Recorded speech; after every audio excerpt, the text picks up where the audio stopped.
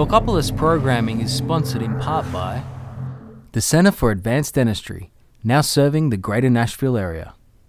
Hey, this is TJ Cates. I am here with my good friend Alex Coker, and he has a new series that's on TV worldwide. What is it? The National Geographic channel, Remote Survival, aired globally. Y'all stay tuned. We're going to show some highlights from the show. Look, the sun's going down. You're getting slow. I want you to ditch that driftwood. Got it?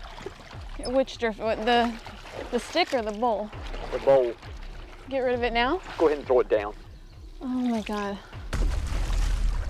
You threw that with an attitude. You got an attitude? A little bit. Why do you have an attitude? Because I'm cold. I know you're cold.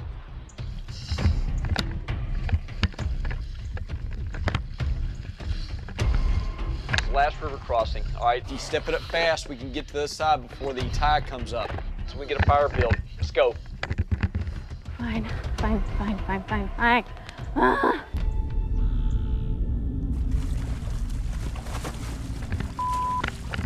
That's it, Sarah. Keep moving. Come on, you can do this. Keep pushing.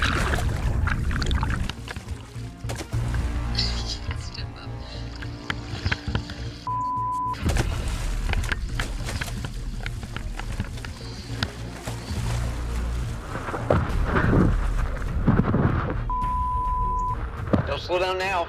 You're almost at the beach. No one can ever call me Infantry. That's it, Sarah. Keep that Kool-Aid pumping through that heart. I know you're cold and wet, but we can't worry about that right now. We're nearly out of time, and we need to get you around that peninsula. Keep pushing.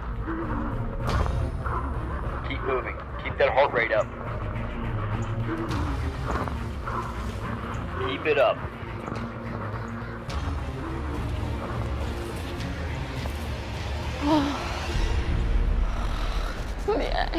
Yeah. I made it. I'm sorry, Sarah. We didn't make it. See that rock? We were going to cross over there, but now we're stuck here on the beach.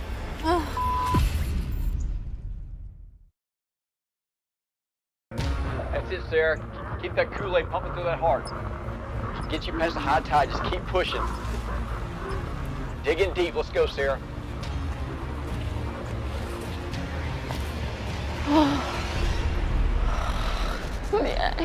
Yeah.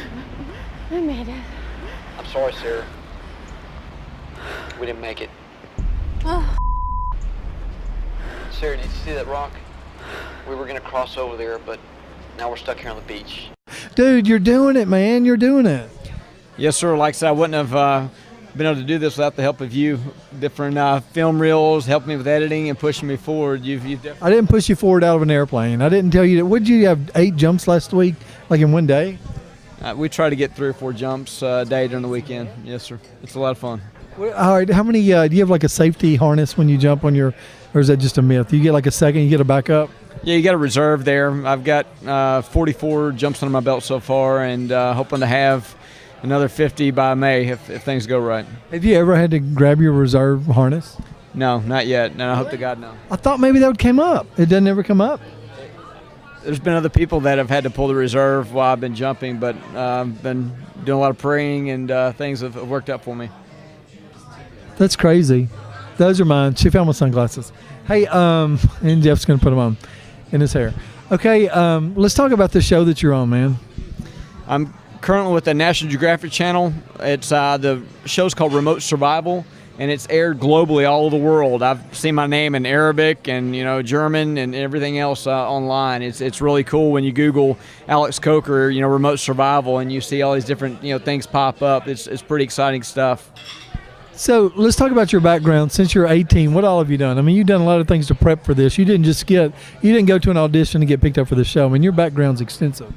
Yes, sir. I started out, I joined the Army right out of high school. I was U.S. Army Infantry, Airborne, Air Assault, Scout Sniper. I was in President's Honor Guard. I was an Army recruiter. I was a former CIA Special Protective Agent. Wore a beard and man jammies running around, and I also did special protection for the Director of CIA. I've also been in law enforcement over 12 years. I've, was a canine, SWAT cop, sniper, rappel master, you name it, U.S. Marshal Task Force officer. I've been busy, man. I've been very busy. And you said I helped you out. That's amazing. Because I'm pretty sure all that helped you out a lot. That's awesome. So tell me about the show. What's the premise of the show?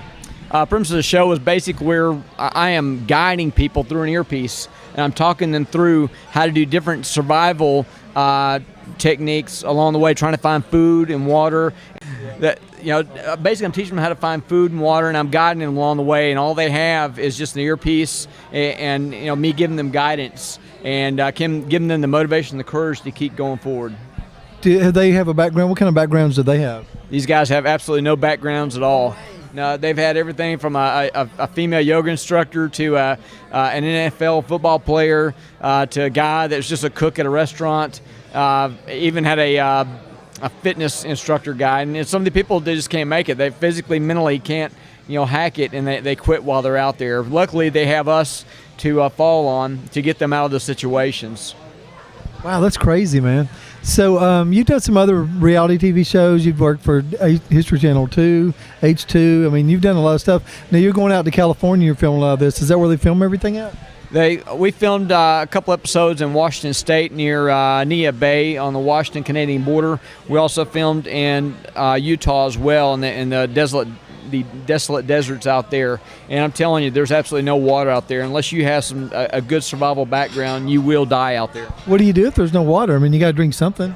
Right, you've got to create the water, and that's using everything from evaporating water from the leaves from the trees to to creating water steels. There's all kinds of different little techniques to include gathering dew up early in the morning time. What about food? There's no food. What are you gonna eat? There's all kinds of plants and vegetation out there to eat, and there's also small grubs and crickets and worms as well. You also can set up snares to catch animals with. There's a lot of different techniques if you have the knowledge. And that's part of survival, is being prepared before you get in the situation to begin with. And knowledge is power, and knowledge weighs nothing. All right, that's Alex Coker. Go check out his show, and we're going to put some links up so you can follow him. You can see him as on demand now, I understand. Worldwide, Alex Coker worldwide, people. Thanks, guys. Appreciate it.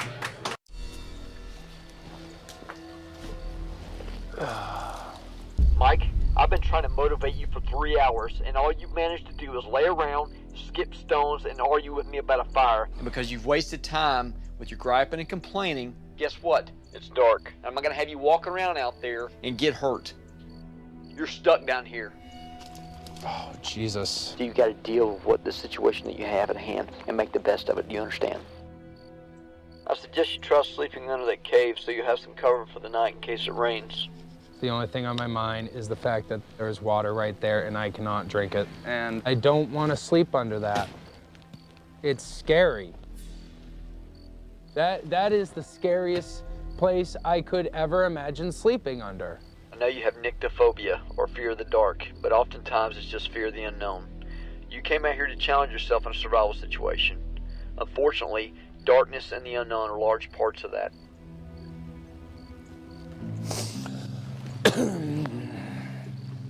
So here I am in a canyon. I'm a little agitated. The dark, as weird as it sounds, Really scares me a whole hell of a lot. I understand wanting to push me to my limits, and I'm all for that, but this is dangerous.